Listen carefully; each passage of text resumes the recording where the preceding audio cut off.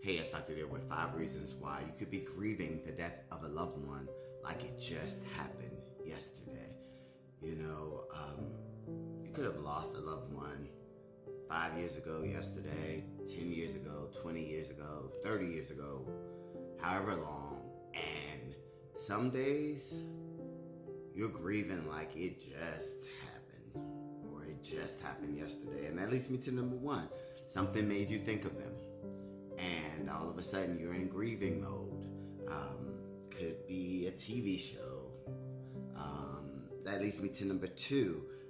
You saw their face in your child or in your grandmother or grandfather.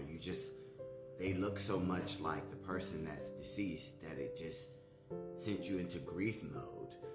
And that leads me to number three. You just happen to look at a picture of them, and it just took your mind into grieving mode. And that leads me to number four.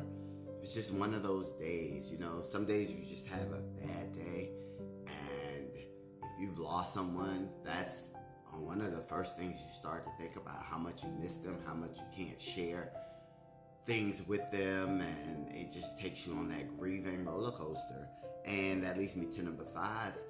Maybe you saw their favorite perfume or cologne, or something just triggered the emotional aspect of their loss that day. And this is grief, and this is the grief roller coaster that you will probably experience for the rest of your life. Grief never goes away. If you've lost someone, you understand that statement.